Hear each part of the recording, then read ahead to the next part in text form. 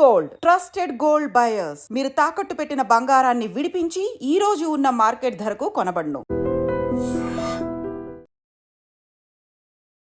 నమస్కారం, welcome to I dream. ధర్మ మార్గం విత్ విజిత కార్యక్రమానికి స్వాగతం.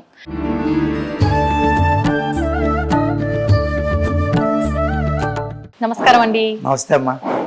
గురువు గారు, స్వామివారికి పచ్చకర్పూరంతో బొట్టు పెట్టడం అనేది చూస్తుంటాం నామం లాగా. అంటే అసలు నిజంగా ఈ బొట్టు పెట్టడం వెనకాల ఉద్దేశం ఏంటి? ప్రత్యేకించి పచ్చకర్పూరంతో బొట్టు అంటే నాకైతే వినటానికి కొంచెం కొత్తగానే ఉంది. నిజంగా స్వామివారికి ఈ బొట్టు పెట్టే విధానం అంతా కూడా ముందు నుంచే ఉందా, లేదంటే ఒక్కొక్కరు ఒక్కొక్క రకంగా అలంకరించుకుంటారు కదా స్వామివారిని, అందులో భాగంగా ఇది విధానం సాగుతుందా? దాని గురించి ఏం చెప్పొచ్చు అంటారు? అంటే రామానుజాచార్యులు వారు ప్రథమంగా అప్పటి నుంచి కూడా అంటే ఏదైతే స్వామివారికి కేవలం ఈ నుదుట ఏదైతే ఉంటుందో ఈ భాగం దగ్గర, తర్వాత చుబుకం దగ్గర కూడా అప్పట్లో ఏమైంది అంటే కనుక ఈయనే చూడండి, ఈయన భక్తుడు ఈయనకి కావాల్సిన సేవ చేద్దామని వెళ్తూ ఉంటే ఈయన భక్తుడు ఇబ్బందుల్లో ఉన్నారని ఈయన చిన్నపిల్లాడి వేషంలో వెళ్తే నేను సహాయం చేస్తాను అని చెప్పేసి అంటే కాదు అని చెప్పేసి ఆయన ఒక గుణపం విసరడంతో తగులుతుంది. అప్పుడు పచ్చకర్పూరం అప్పటి నుంచి కూడా ఆయనకు పెడితే చలవ చేస్తుంది అని. అదేవిధంగా స్వామివారి యొక్క ముఖానికి ఈ పచ్చకర్పూర నామం అలంకరణం చేయడం వల్ల ప్రపంచం అంతా సంతోషంగా ఉంటుంది. అంటే స్వామివారికి చలవ చేస్తుంది అంటే ప్రపంచం అంతా కూడా మంగళకరం జరుగుతుంది అని చెప్పేసి ప్రతీక అనమాట. ఆ విధంగా స్వామివారికి ఒక్కొక్క ఆలయంలో ఒక్కొక్క విధంగా ఆచరణ అనేది జరుగుతూ ఉంటుంది. అలాగే మన ఆలయంలో పౌర్ణమికి కూడా స్వామివారికి నవకలశ స్థాపన తిరుమంజన మహోత్సవం అని చెప్పి స్వామివారికి అభిషేక కార్యక్రమం అవుతుంది. అయిన తర్వాత అప్పుడు ఈ ఆరాధన పూర్తవుతుంది. ఇదే భాగంలో మన అలంకరణ భాగంలో ఈ యొక్క పచ్చకర్పూర నామాన్ని అనేది మనం స్వామివారికి అలంకారప్రాయంగా పెడతాం అనమాట. అంటే మంచి పచ్చకర్పూరాన్ని తీసుకుని దాన్ని శుభ్రంగా వాస్తవంగా పూర్వం అయితే ఇంకా ఒక పల్చటి వస్త్రంలో పెట్టి దాన్ని బాగా కొట్టేవారు. అంటే బాగా పొడి కింద తయారు చేసి ఆ తర్వాత దాంట్లో నీళ్ళు అవి కలిపి నెమ్మదిగా ఒక ముద్ద కింద చేసి గంగా జలాన్ని అలా తయారవుతుందా అండి ముద్దలాగా? అయ్యో తయారవుతుంది ఖచ్చితంగా. మేము పెడుతూనే ఉంటాం కదా. ఒక్కొక్కసారి స్వామివారి ఏదో ఒక మాల అలంకారం చేస్తుండగానే అంటే నా గుడి వరకు చెప్తున్నాను, మిగిలిన గురించి కాదు. పౌర్ణమికి పెడతా ఉంటాను కదా నేను. అప్పుడప్పుడు ఒక్కొక్కసారి టక్మని వదిలేస్తారు. ఏదో చిన్న ఇలా తగిలితే మాల దారం కానీ ఇది కానీ తగిలితే వదిలేస్తారు. అలాగా చెప్పలేం. అంటే కాబట్టి ఆయన ఏంటంటే ఖచ్చితంగా పెట్టించుకోవడం, ఈ యొక్క ముద్దలా చేసి ఆ గంగా జలాన్ని కలిపి నెమ్మదిగా స్వామివారికి అద్దుతూ ఆ యొక్క అలంకారం అనేది చేస్తాం. అదేంటంటే సమయం తీసుకుంటుంది. అంటే వెంటనే అవదు, 40 నిమిషాల నుంచి గంట దగ్గర పడుతుంది. అంటే ఓన్లీ ముద్దంతా తయారు చేసిన బొట్టు పెట్టడానిక మొత్తం ప్రాసెస్ అంతా కలిపి మొత్తం ఇంకా A to Z స్వామివారి నామం అంతా పూర్తిగా పెట్టడానికి గంట పట్టేస్తుంది. ముద్ద చేయడము, ఆ తర్వాత అంటే అందులో కొంచెం నీటి చుక్క కూడా ఉండదు. కొంచెం చాలా ఎంత నీరు కావాలో అంత జాగ్రత్తగా వేసుకుని జాగ్రత్తగా పెట్టుకుని షేప్ చేసుకుని చేసుకోవాలి. అదేవిధంగా ఏదో పూర్వం కూడా నేను ఇప్పటికీ యూట్యూబ్లో ఉంటుంది, వెంకటేశ్వర స్వామి ఏడుస్తున్నారు అని చెప్పేసి. ఏంటంటే అలా పచ్చకర్పూరం నామం పెడితేనే ఆ యొక్క కర్పూరం అంతా మనం గట్టిగా నొక్కుతాం కదా, దానివల్ల ఎయిర్ టైట్ అయ్యి ఆ నీరు ఏదైతే కొంచెం నీరు బయటకు వచ్చేస్తుంది. ఆ నీరు వచ్చినప్పుడే స్వామివారు ఏడుస్తున్నారు అది ఇది అన్నారు. అదేం కాదు, పచ్చకర్పూర నామం అలంకారం చేసిన తర్వాత ఒక గంట నీరు కారుతుంది కొంచెం.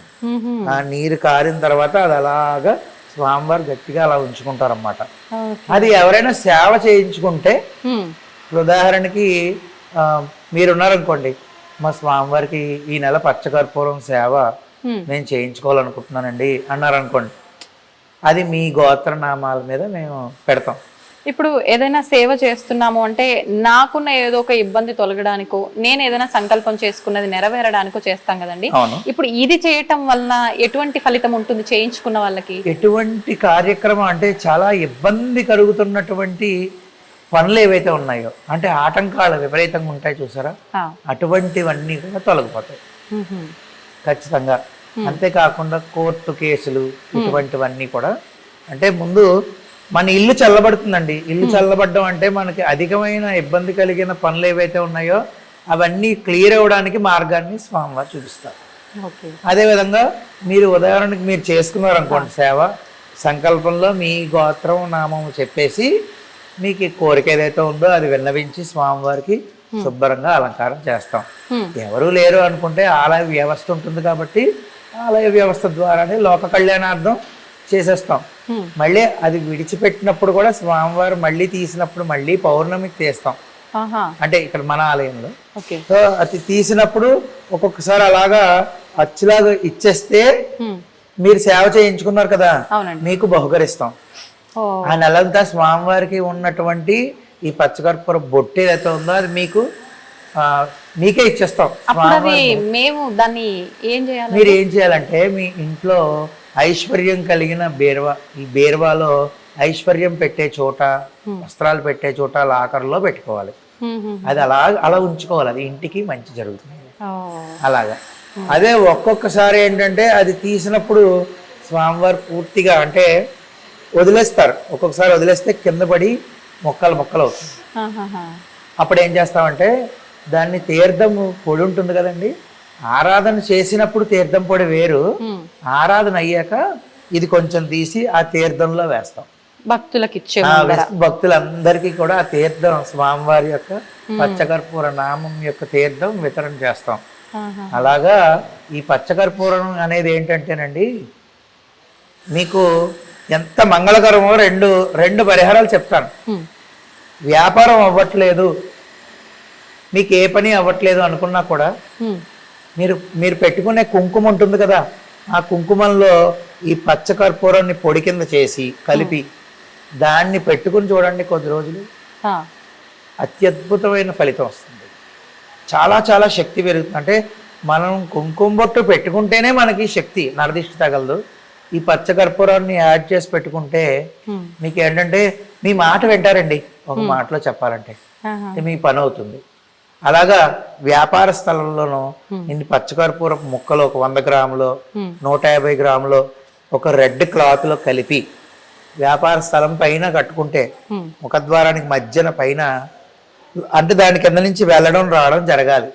ఈ యొక్క ఎవరైతే ఉంటారో కొనుక్కోవడానికి వెళ్ళిన వాళ్ళు, అది జరిగితే చాలా మంచిది. పచ్చకర్పూరంలో ఒకటని నేను చెప్పలేనమ్మా, అద్భుతమైన తలనొప్పిగా ఉంది, ఎంత మంచి కొబ్బరి నూనె ఉంటుంది కదా, దాంట్లో ఈ పచ్చకర్పూరం పొడేసి ఇలా రాసుకున్నంత మాత్రం చేత చల్లబడిపోయి మీరు ఆశ్చర్యపోతారు. ఎప్పుడైనా అస్సలు ఆశ్చర్యం చెందుతారు మీరు, నిమిషాల్లో తగ్గుతుంది, అంత శక్తివంతమైంది.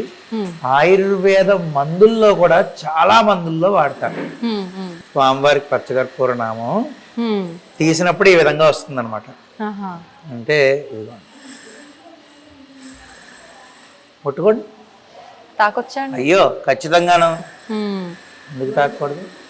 మీరే సేవ చేయించుకున్నారు ఈ నెల నాతో, నేను మీకు అది ఇవ్వాలి కదా బహుకరణ స్వామివారి తరపున. ఇప్పుడు ఇది ఇచ్చేసారుగా నాకు, తీసేసుకోండి. మీకన్నా అంత దూరం నుంచి వచ్చారు, హైదరాబాద్ నుంచి వచ్చారు, స్వామి అనుగ్రహం అంతే. అది నిజంగా ఇక్కడ స్వామివారి భాగాలన్నీ కూడా, శరీర భాగాలు అవన్నీ కళ్ళు నీట్ గా తెలుస్తున్నాయి.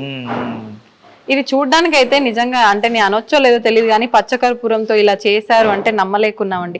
మనకు స్టోన్ ఎలా అయితే నీట్ గా వస్తుందో అలా ఉంది చూడడానికి, చెక్కినట్టుగా. మనం పెట్టినప్పుడు మనం చూసినప్పుడు అదే విధంగా అనిపిస్తుంది మనకి. జాగ్రత్తగా పెట్టుకుంటే ఆయన ఎంత ప్రీతో కాబట్టే ఆయన ఉంచేసుకుంటారు అలా. ఇది ఉంచడానికి కొంతమంది అయితే ఏమైనా గమ్ పెడతారా, ఏమైనా పిండి ఏమైనా కలుపుతారా, అది మహా దోషభూయిష్టమైన కార్యక్రమాలు. అది అస్సలు ఎప్పుడు అటువంటి చేయకూడదు. స్వామి దగ్గర అటువంటి వేషాలు వేస్తే ఆయన ఊరుకుంటాడా? కేవలం పచ్చ కర్పూరము గంగా జలమే. ఏ సంవత్సరం పుష్కరాలు అవుతుంటే ఆ సంవత్సరం పుష్కరాల నుంచి నీళ్లు వస్తాయి మనకి ఆలయం నుంచి, ఆయన రప్పించుకుంటాడు, మందేముంది కానీ ఆ నీళ్లు వాడుతూ ఉంటాం అలా జాగ్రత్తగా దాచి. ఎప్పటికప్పుడు గంగా జలం వస్తుంది, యమునా జలం వస్తుంది, అక్కడి నుంచి అవి కలిపి చేసి పెట్టు. ఈ విధంగా స్వామివారికి నెమ్మదిగా అద్దుతూ ఉంటే ఆయన ఎంతో ఓపిగ్గా అలంకార ప్రియుడు. మనం చెయ్యాలి కానండి, ఆయన మనకన్నా ఓపిగ్గా చేయించుకుంటారు.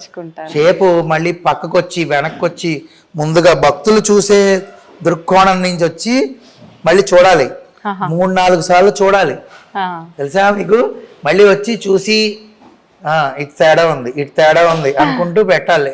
అదంతా ఆయన నడిపించే ఆటే. ఇంత తేడా చేసినా ఏదో సేవ అయిపోతుంది, అది పెట్టేయాలి. నాకు జరిగిందండి. అంటే నేను ఒప్పుకోవడానికి ఏం మొహమాట పడను, ఇలా చేసేయాలి, అర్జెంటుగా పని ఉంది నాకు. ఒకసారి పని వల్ల తొందరగా వెళ్ళిపోవాలి. పెట్టేశాను, అద్భుతంగా పెట్టించుకున్నారు. ఉదయం పెట్టాను, మళ్ళీ సాయంత్రం నేను ఆలయం తీసేటప్పటికి కింద పడిపోయాను. మరి ఆయనకి కోపం వచ్చేసింది. అప్పుడు నాకు అర్థమైంది, అంటే ప్రతి ఒక్కటి కూడా ఎంత ఏజ్ పెరిగినా కొన్ని ఉదాహరణలు జీవితాంతం స్వామి కంటికి కలమన్నట్టు చూపిస్తారు. అప్పటి నుంచి ఇంకా పొరపాటు అయిపోయింది అని ప్రశాంతంగా స్వామి నేను 4 కబుర్లు చెప్పుకుంటూ పెట్టుకుంటాం. అలాగా ఎంతో జాగ్రత్తగా పెట్టుకుని నెమ్మదిగా షేప్ చేసుకోవాలి. ఇలాగా పాదము ఇవన్నీ ఆ విధంగా ఆయన అంత ఓపిగ్గా పెట్టించుకుంటాడు, మనం అంత ఓపిగ్గా పెట్టాలంతే. ఇప్పుడు ఈ బొట్టు పెట్టేటప్పుడు ఎప్పుడు చూసినా స్వామివారు కళ్ళు మూసుకొని ఉంటారా? మరి ఈ బొట్టు వల్ల మీరు కళ్ళు మూసేస్తారా స్వామివారి తెలియదు, కానీ విగ్రహం చూసినప్పుడల్లా స్వామివారి నా మూర్తిని అలా చూస్తే ఆయన కళ్ళు కనిపించవు మనకి. ఎందుకనండి? దాని వెనకాల కూడా అంటే నుదుటి దగ్గర నుంచి ఈ యొక్క కన్ను చివరి భాగం వరకు అన్నమాట. అవును, కన్ను చివరి భాగం వరకు పూర్తిగా పెట్టడం అనేది ఆనవాయితీ. అదే చలవ. లోక కళ్యాణం, లోకాలన్నీ ఆయనలో ఉంటాయి. ఆలోచన విధానాలు మనం ఇప్పుడు ఒక కార్యక్రమం చేస్తున్నాం, ఒక ప్రక్రియ జరుగుతున్నది అంటే ఆ శక్తి ఎక్కడి నుంచి వస్తున్నది అంటే మన మేధస్సు నుంచి మనం మాట్లాడగలుగుతాం. అదంతా ఇక్కడ ఉంటుంది, ఆ భాగం అంతా. అలాగా ఈ లోకం అంతా మంచి జరగాలి అంటే ఆయన నుదుటి భాగం నుంచి కంటి భాగం వరకు ప్రతి ఒక్కటి చల్లగా ఉండాలి అవయవం. అప్పుడు ఆటోమేటిక్గా లోకం. మీకు ఉదాహరణ, యశోదామాత నువ్వు మట్టి తిన్నావా అంటే నేను తినలేదు కావాలంటే చూడు అని చెప్పేసి ఆయన నోరు ఇలా ఎత్తగానే లోకాలు ఎలా చూసింది? భూమండలాన్నే చూసేసింది ఆవిడ. అలాగే ఎలా చూసిందంటే, అరే మొత్తం అంతా స్వామే, ఇంటి నిబిడీకృతం అయిపోయి ఉన్నది ఎవరు? శ్రీకృష్ణుడే. అలాంటప్పుడు ఆయన శిరస్సుకి ఇంత చల్లదనాన్ని కలిగించే ఇంత అద్భుతమైన సుగంధభరితమైన ద్రవ్యాన్ని ఆయన పెట్టామంటే దాని అర్థం ఏంటంటే ఈ రోజుకి మనం ఇలా కూర్చుని 4 దేవుడి గురించి ఇలా మాట్లాడుకుంటున్నాం అంటే ఇటువంటి సేవలు అందరూ చేయడం వల్లే, అన్ని గోళ్లల్లో చేయడం వల్ల మన కంటికి కనబడకుండా ఇటువంటి సేవలు ఎన్నెన్నో జరుగుతున్నాయి కాబట్టి ఇంకా మనం ఇలా ఉన్నాం. లేకపోతే ఈ కలియుగంలో ఇంకా ఎన్ని ఘోరాలు ముందే చూడాల్సి వచ్చేది, ఇప్పటికే చూస్తున్నాం. వాస్తవం అండి. చాలా సంతోషంగా ఉందండి నాకైతే. నిజంగా ఒక కొత్త విషయాన్ని నేను ఈరోజు తెలుసుకోవడం జరిగింది. నిజంగా తెలియజేసినందుకు. ఏముందమ్మా, ఇప్పుడు నేను ఇందాక అన్నట్టు మీరు సేవ చేసుకున్నారనుకోండి, మీరు పచ్చకర్పూరం తెచ్చిచ్చారు లేదా పచ్చకర్పూరం కొనేసి సేవ చేయండి అని డబ్బులు ఇచ్చారు, ఎలాగైనా సరే మీ పేరు మీద జరిగింది. మీకు నేను బహుకరణ చేస్తున్నాను ఖచ్చితంగా. ఇప్పుడు మీ పేరు మీద జరగకపోయినా మీరు అంత దూరం నుంచి స్వామివారి దర్శనం కోసం మీరందరూ వచ్చారు కాబట్టి నేనైతే మీకు వైభవ వెంకటేశ్వర పరిపూర్ణ అనుగ్రహ ప్రసాద సిద్ధిరస్తు మీకు బహుకరణ చేస్తున్నాను. సందర్భం వచ్చింది, అయిపోయింది. మనోవాంఛా ఫల సిద్ధిరస్తమ్మా. జాగ్రత్తగా అది విరగకుండా మళ్ళీ అమ్మో విరిగిపోయిందని భయపడకండి, ఏదైనా స్వామిదే అంతే కదా. ఏమండి, స్వామివారి యొక్క శేషమాలు ఇచ్చాను, ఉదాహరణకి శేషమాలు ఇచ్చాను. ఆ శేషమాలు ఇస్తే చాలా బాగుంది. ఆ తర్వాత ఇంకొకరికి ఇంకొక శేషమాలు ఇచ్చాను, అది కొంచెం వడిలింది. అప్పుడు ఆయన ఏమన్నాడు తెలుసా? అంటే ఆయన భక్తి ఎటువంటిదిరా. భక్తుల్లో తప్పొప్పులు 2 ఉంటాయి కదా. ఆయన ఏమన్నాడంటే, అయ్యో కొంచెం పాడైపోయిందండి అని నేనే అన్నాను. అంటే ఆయన అన్నాడు, ఏమండి బంగారం నెక్లెస్లా చేసినా బంగారమే, బంగారం దాన్ని ఒక బిస్కెట్ లాగా ఉంచినా బంగారమే అంతే. ఇది వడిలిపోయినా స్వామివారి మాలే, ఆయనకి మీరు మంచి చేసినా అది స్వామివారి మాలే. ఈ వడిలిపోయిందే నా దగ్గరికి వచ్చింది, అంతకన్నా సంతోషం నాకేముందండి అన్నాడు. నిజమే కదా, మరి అంత గొప్ప మనసు ఉండాలి అలా ఆలోచించే. అది నేను ఆ భక్తుడిని చూసి తెగ ముడిచిపోయాను. అలాగా అది విరిగిపోయినా ఏం దోషం లేదు, శుభ్రంగా ఇంట్లో అసలు పెట్టుకోవడం. భయపడినాక దాన్ని చెప్పండి. అంటే చెప్పలేం, ప్రయాణం చేస్తున్నప్పుడు ఏదేమైనా అవ్వచ్చు. ఏం మీరు అన్నది పర్లేదు. వాస్తవము. నేను మీకు దానికి సేఫ్టీగా ఉండే బాధ్యతగా ఇస్తానండి. అలాగే. వస్త్రంలో పెట్టిస్తాను, వస్త్రంలో పెట్టి జాగ్రత్త పెట్టుకున్నారుగా. థ్యాంక్ యూ అండి. చేసుకున్నారండి.